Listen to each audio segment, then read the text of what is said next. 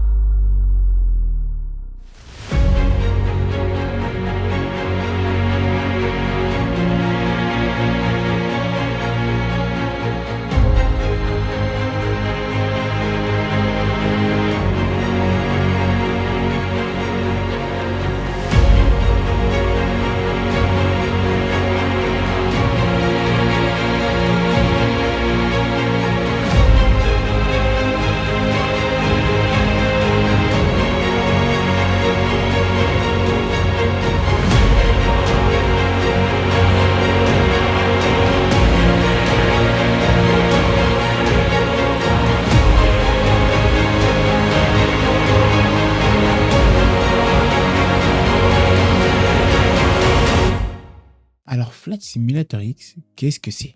Pour commencer, on va englober et je vais vous parler un peu du jeu en lui-même. Ensuite, je vais vous parler du reste pour voir comment on va avancer sur la vidéo et de ce que je vais vous dire et vous parler. Donc, Flight Simulator X, c'est simple. C'est un simu qui te permet de faire des vols d'un point A à un point B qui reprend des avions de la vraie vie, des aéroports de la vraie vie et tout ce qui englobe le monde. Ça veut dire que je peux faire un Paris-New York en 7 heures. Il va le faire en 7 heures. La base d'un simulateur pour ceux qui savent ce que c'est. Suite à ça, il y a eu des ajouts. Donc, comme le jeu de base, en fait, il n'y a pas grand-chose. Enfin, surtout sur Flight Simulator X, parce qu'aujourd'hui, sur FS 2024 et sur FS 2020 à l'époque, t'as les mondes qui sont un peu mieux faits. Le jeu, il est un peu... On va dire que les graphismes, ils sont un peu mieux faits à l'époque. Il n'y avait pas de graphisme, il fallait les rajouter par toi-même. Aujourd'hui, c'est différent. Donc voilà. Donc les graphismes, on les appelle les add-ons, hein, forcément. Donc tu as des add-ons où tu peux racheter des aéroports, où tu peux racheter des avions. Ensuite, tu as les livres d'avions, donc c'est ce qu'on appelle des peintures d'avions si vous voulez. Hein, Air France, American Airlines, Philippines, enfin bref, tout ce que vous voulez. Et ensuite, qu'est-ce qu'il y a de plus? Il y a tout ce qui est ORBX, il y a tout ce qui est la météo, il y a tout ce qui est que je me perde pas, la météo. Il y avait aussi le fait qu'on pouvait changer la visu du jeu. Donc, avec les shaders, un peu tout ça pour ceux qui sont un peu plus calés dedans. Mais voilà, en gros, si vous voulez, c'est un simulateur de vol. Voilà, tout simplement. Alors, histoire que ce soit bien clair, que je vous parle un peu bientôt, que je ne loupe pas grand chose, parce que si, en vrai, j'ai beaucoup de choses à dire. Ça veut dire si je devrais parler de tout le fait que de tout le Flight Simulator et moi, j'en aurais pour des heures. Mais on va essayer de faire court pour que vous compreniez bien ma passion pour l'aéronautique, comment elle est née. Donc, en première partie, on va parler de ma découverte du jeu. En deuxième partie, on va parler de ma passion pour l'aéronautique. En troisième partie, on va parler de pourquoi j'ai commencé à faire des vidéos sur Flight Simulator X et de mes vidéos même en général sur Flight Simulator X. Comme ça, au moins, ça fait trois bonnes, grosses parties où je parle du jeu, où je parle de ma passion qui est née de ce jeu et en fait où je parle de ma chaîne, du coup, qui est née de cette passion et de la découverte de ce jeu. Voilà. Alors, c'est simple. On va parler de comment j'ai découvert Flight Simulator X. Donc, comment j'ai découvert Flight Simulator X? Ça a été simple. En fait, ça s'est fait en 2 fois. Il y a eu la fois où mon frère il a découvert et après où moi j'ai découvert et commencé à jouer au jeu. C'est pour ça que je vous dis que ça s'est fait en 2 fois. Parce que il faut savoir que moi, mon frère, il a eu son PC avant moi. Ce qui fait que, en fait, lui, il jouait beaucoup à League of Legends, beaucoup à Minecraft à l'époque. Ce qui fait que moi, je le regardais beaucoup. Je le regardais énormément. J'étais toujours derrière lui, j'étais agrippé derrière lui, je regardais ce qu'il faisait. Et j'aimais bien ce qu'il faisait. Donc, derrière, c'est même de là que j'ai commencé à avoir à préférer les PC aux consoles. Bon, il y a eu ça, il y a le fait que j'ai jamais de console. Et puis un peu tout ce qui a suivi, et puis le tralala, tu vois. Mais ça, on va dire que ça a été englobé du gros truc. Euh, donc j'ai découvert le jeu de son biais à lui, donc ce qui fait que c'est par une vidéo YouTube sur laquelle il est tombé. Je sais, alors jusqu'à aujourd'hui, je pourrais pas vous dire comment il est tombé sur cette vidéo parce que je sais pas. Mais de cette vidéo, moi j'ai commencé à regarder du coup des vidéos. Entre-temps, j'ai eu mon PC et du coup, vu que j'avais pas l'argent à l'époque, bah, du coup j'ai craqué le jeu. Et puis tout ça à l'époque, c'était mieux de craquer tous les jeux. On avait un peu tous les trucs qu'on pouvait craquer. Bon, je vous dirai pas les noms, mais on avait un peu. C'était plus facile de craquer qu'aujourd'hui. Aujourd'hui, tout est sécurisé, tout est un peu. Voilà, donc c'était plus facile, on va dire, de craquer à l'époque qu'aujourd'hui. Suite à ça, j'ai installé le jeu. J'ai commencé le jeu. Ça veut dire que j'ai commencé sur Flight Simulator X. Oui, oui, c'était Flight Simulator X sur lequel j'ai commencé. Parce qu'en fait, moi, je l'ai fait à l'envers. J'ai fait Flight Simulator X. Après, j'ai fait FS 2024. Après, je suis revenu sur Flight Simulator X. Et après, je suis passé à Prépare 3D. Ça a été, oui, ça a été un peu, c'était un peu bouleversant. Mais bon. Donc, du coup, au début, bah, je faisais que les missions de base. Vous savez que dans le jeu, quand tu installes le jeu, en fait, bah, au début, tu n'as que des petites missions de base que tu fais. Jusqu'à tu finis par faire des vols. Jusqu'à tu finis par c'est vraiment plusieurs missions qui te permettent déjà de, comment je pourrais vous dire, de vous initier au jeu. Ensuite, de voir si le jeu vous plaît. Et après, vous prenez votre plaisir en faisant des missions qui sont de plus en plus compliquées, tu vois. Donc, en soi, c'est bien. Sans être bien, c'est vraiment pour vous. Moi, pour moi, en fait, je le prends comme une initiation au jeu. C'est juste pour t'initier au jeu. Et puis après, vas-y, c'est fini. Enfin, tu passes à autre chose. Tu vois. Et du coup, c'est comme ça que ça s'est passé. Euh, donc, j'ai commencé à jouer au jeu. Je faisais les missions, je faisais les petits trucs. Parce qu'au début, je connaissais que ça. Donc, je faisais les missions, je faisais les petits trucs, tout ça. Et je regardais beaucoup de vidéos. Il faut savoir qu'à un moment donné, mon YouTube, c'était n'importe quoi. Il y avait que des YouTubeurs aéronautiques. C'était que du Flight Simulator X. Je faisais que de regarder ça, que de regarder ça, que de regarder ça. Et puis, bah, forcément, hein, comme tout joueur, comme toute bonne personne, j'ai envie de vous dire, qui regarde tes vidéos, à un moment donné, pardon, tu tombes sur les add-ons. Les add-ons. PMDG, Aerosoft, ORBX, Fly Tampa, je pourrais, FS Dream Team, Sky Active, il y en avait un, j'ai oublié. C'était un truc de météo, il était utilisé par tout le monde. Franchement, à un moment donné, tu tombes tellement comment dire, sur les add-ons et tu vois tellement le jeu, en fait, des gens que tu regardes sur YouTube ils sont tellement beaux que tu veux la même chose, en fait. Tu vois. Et puis moi, j'ai 14 ans, 15 ans, ça veut dire qu'à l'époque, forcément, je, je suis ébloui, tu vois. Je me dis, waouh, tu vois, je suis vraiment ébloui par le truc, tu vois. Et du coup, bah, je suis tombé dessus. Du coup, j'ai commencé à vouloir moi aussi en avoir, sauf que j'ai pas le PC encore une fois qui suivait. Il faut savoir que moi, j'avais un vieux PC portable qui tenait à peine la route, que j'ai cassé justement en installant trop de trucs dessus. Ça a bloqué le disque dur. Et après, le PC, bah, il a arrêté de marcher. Je sais pas. Il a décidé qu'il allait arrêter de marcher. Et puis voilà, c'est tout. Donc, du coup, bah, je suis passé à un autre PC que j'ai acheté donc, quelques temps après. Pareil, aussi nul. Mais je pouvais au moins le lancer et au moins faire des vols avec. Je pouvais au moins installer les PMDG, installer les scènes. Je pouvais pas tout installer et tout jouer en même temps, mais j'arrivais à faire le minimum.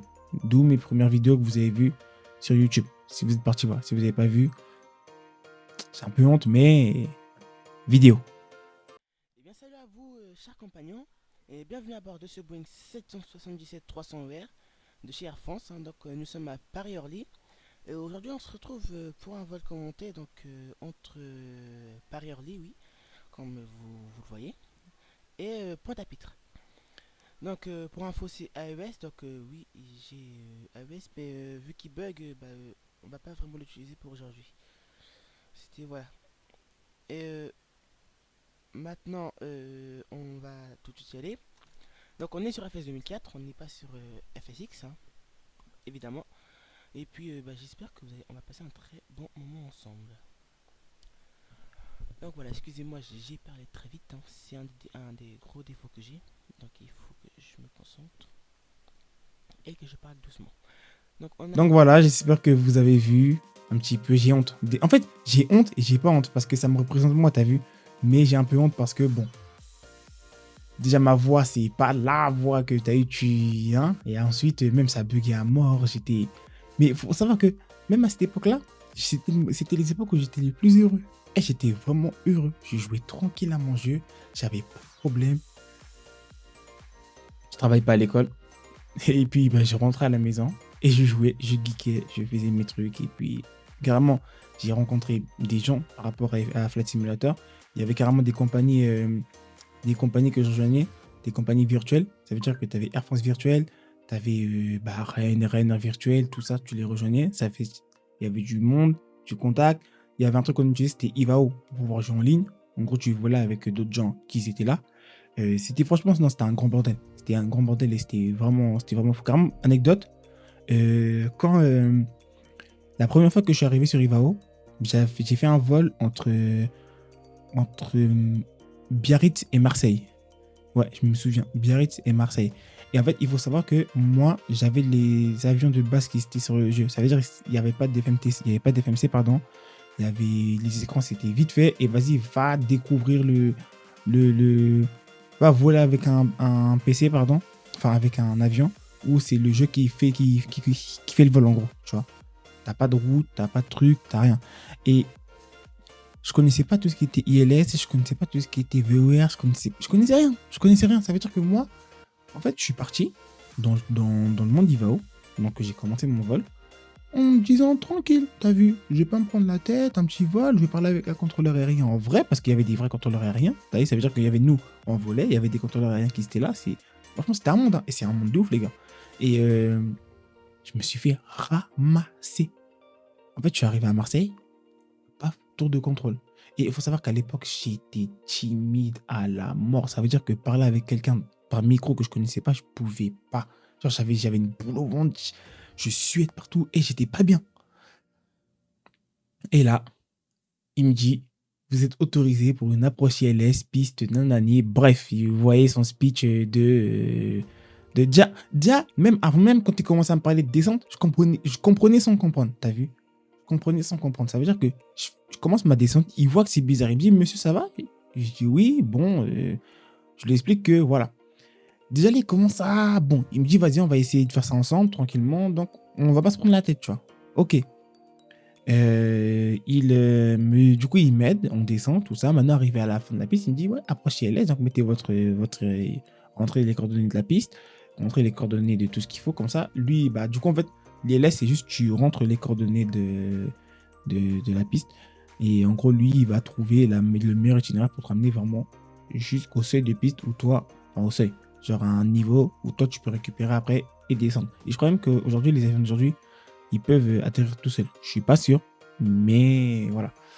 Et donc, moi, je connaissais pas ça. Déjà, j'ai pas d'FMC, donc je peux pas le faire. Et de deux, avec les avions de base de FSX, laisse tomber, c'était une galère. C'est pas grave. J'essaye. Et des fois, je tourne en rond. J'arrive à la piste, je suis à 7000 pieds. Il me dit, qu'est-ce que vous faites? Il a commencé à m'agresser. Je crois carrément je pouvais pleurer ce jour-là. Je vous dis, les gars, je pouvais vraiment pleurer. Tellement j'étais pas bien, tellement j'étais pas à l'aise. J'aurais pu vraiment pleurer. En fait, soit je l'insultais, soit je pleurais. J'étais petit, dans le cas, ça compte pas. J'étais petit. Dans le cas, ça compte pas, voilà. Et donc voilà, il y a eu ça. Du coup, en fait, je suis allé me former. Ça veut dire que je suis parti, j'ai regardé au moins 3 vidéos. Et j'ai vu comment il faisait les approches ILS. Et ensuite, je suis parti, je suis revenu le lendemain. Et il était là. Donc, je suis revenu le lendemain. Je suis arrivé en mode patron, les gars. Genre, je bombais. Genre, pour moi, j'avais d'edge et je savais tout faire. J'ai réussi mon approche, j'ai réussi mon atterrissage. Il m'a dit, voilà, vous voyez comment vous voulez. J'ai tout réussi. Et t'as vu, je suis arrivé en mode patron, en mode gros. Là, tu vas ramener, tu fermes ta bouche et tu vas ramener. Il m'a dit, mais cousin, il m'a ramené sur terre. Hein. Il m'a dit, mais cousin, ça, c'est la base. Et là, mon sourire, Tu captes? Genre vraiment mon sourire.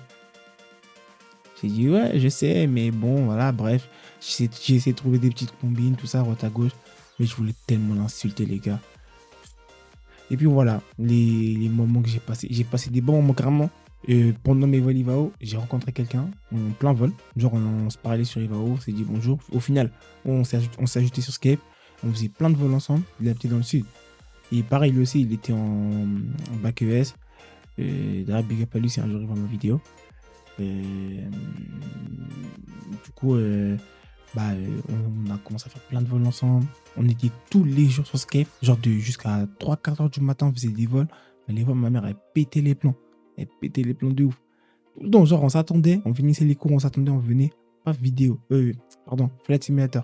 Et j'étais que dans ça. Vraiment, t'as vu, moi, j'ai pas grandi avec les Black Ops, les PES, les FIFA. Non, non, non, non, non. Moi, j'ai grandi avec Flight Simulator, les gars. Flight Simulator, c'était vraiment le jeu de... T'as capté? Vraiment le jeu.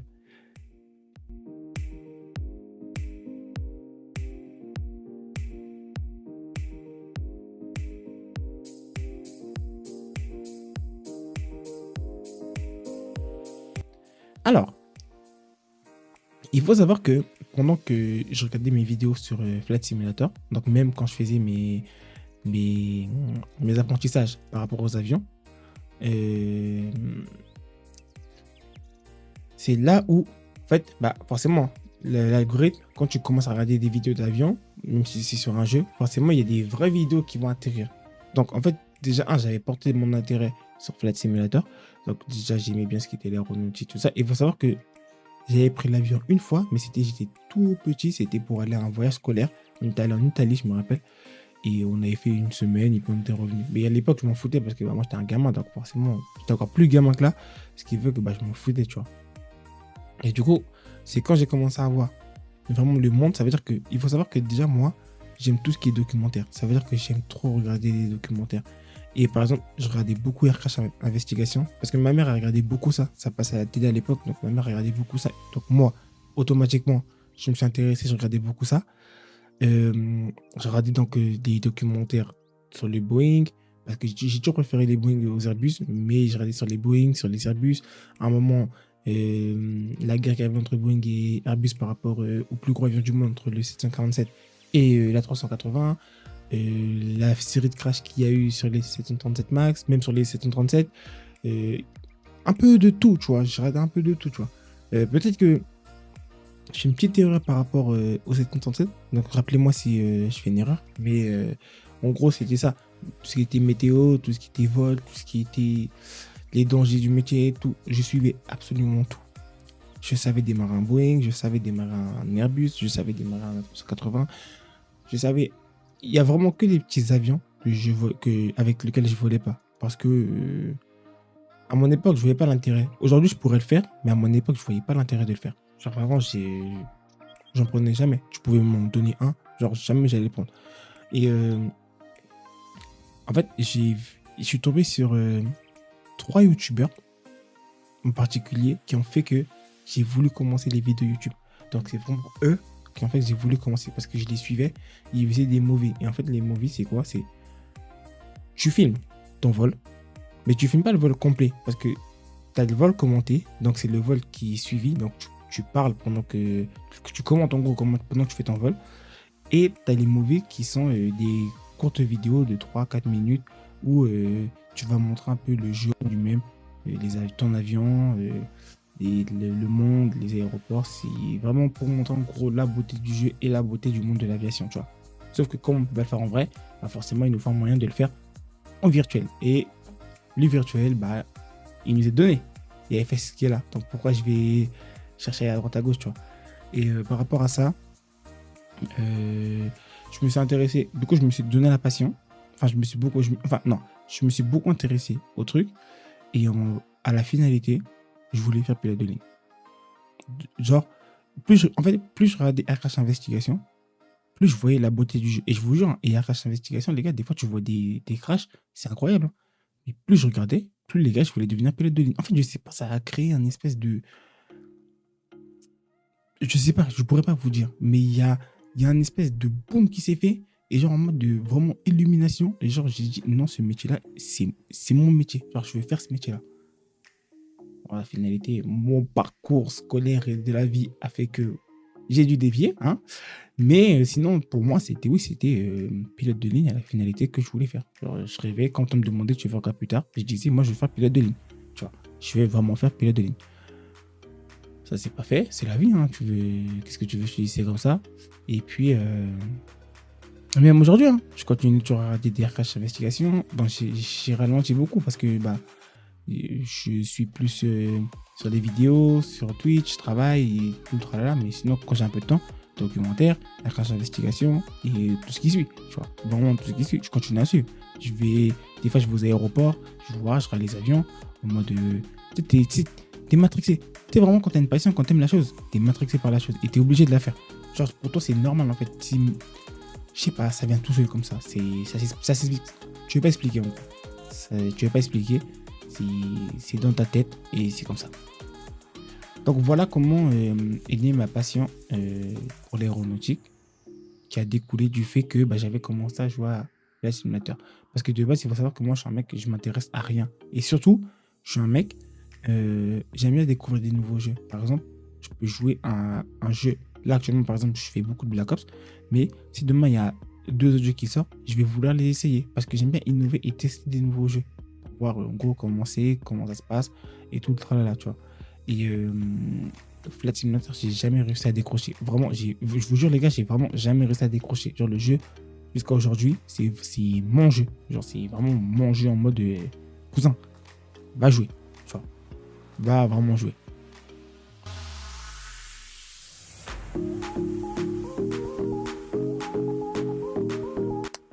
Et du coup, on arrive à la troisième partie qui est pourquoi j'ai commencé à faire des vidéos sur Flight Simulator. Comme je vous l'ai dit juste avant, alors attendez, déjà petite parenthèse. Il y a 2 facteurs qui ont fait que j'ai commencé à faire mes vidéos. Le premier facteur, ça n'a pas été Flight Simulator. C'est un YouTuber que j'ai commencé à regarder en 2011 ou 12, je crois, qui m'a donné l'envie de me lancer sur YouTube et faire des vidéos. Et Flight Simulator a engrainé, puis enchaîné, puis emmené mon envie à un niveau où je me suis lancé. Et là, j'ai dit, je vais faire des vidéos sur le jeu. Je pense que s'il n'y avait pas Flight Simulator, ma chaîne, je ne l'aurais pas ouverte en 2014. Et je n'aurais pas commencé à faire des vidéos. Et il faut savoir que de base, sur ma chaîne YouTube, j'avais au moins 30 vidéos. Et vraiment, c'est pas pour j'avais au moins 30 vidéos où je faisais du Flight Simulator. J'ai fait énormément de movies. J'ai tout supprimé. Je sais pas pourquoi. Mais j'ai tout supprimé. Du coup, là, il nous reste 3 ou 4, quelque chose comme ça, qui sont restés des vestiges, tu vois, un peu de longtemps, tu vois. Mais ouais, à une époque, j'étais matrixé. Hein. Je sortais pas chaque mois une vidéo par jour. Des fois, j'en sortais 2 par jour. C'était un bon petit bordel, un bon petit bordel. Donc, du coup, il y a eu l'autre aspect qui a fait que j'ai commencé YouTube. Et l'autre aspect qui a fait que Flight Simulator, pardon, qui a fait que j'ai emmené qui a emmené à la création de ma chaîne YouTube. Donc pour moi, ma chaîne YouTube, comme je l'ai dit de toute façon dans la première vidéo, elle est basée de base sur Flight Simulator. Ça veut dire qu'il n'y a pas un autre jeu que Flight Simulator. Enfin, si, il y a d'autres jeux, mais à la base, des bases, si on doit prendre, c'est Flight Simulator. Parce que carrément, mon premier nom, pour vous dire les gars, c'était Airliner Pilot 77. Ouais. Je m'appelais Airliner Pilot 77. Alors, je sais pas d'où le nom il est sorti. Je sais pas comment j'ai été matrixé pour faire ce nom-là. Mais c'était mon premier nom. Ouais, je sais. Mais enfin, bref. Donc, voilà. Voilà. Après, bon, je pense que la troisième partie, elle est courte parce que dans les 2 cas, vous savez déjà à peu près ce que j'ai prévu. Je l'ai dit dans la première vidéo. Il va y avoir des vols commentés qui vont revenir. Pas mal de movies parce que c'est ce que j'aime faire au final. Et puis, voilà, je pense qu'en vrai, j'ai fait le tour. Intéressez-vous à l'aéronautique, les gars. Je vous jure, ça remonte. C'est fascinant. Vraiment, c'est fascinant de fou. Mais encore, faudrait vraiment... voilà, tu vois. Faut être matrixé comme moi. Et puis voilà. En tout cas, je vous remercie d'avoir regardé cette vidéo. J'espère que du coup, vous avez passé un bon moment. Laissez votre pouce bleu. Laissez votre commentaire. Dites-moi si ce format il vous plaît toujours. Et du coup, on se retrouvera donc la prochaine fois pour une autre vidéo sur une anecdote ou sur le passé de Carlito. Allez, prenez soin de vous les gars. Peace.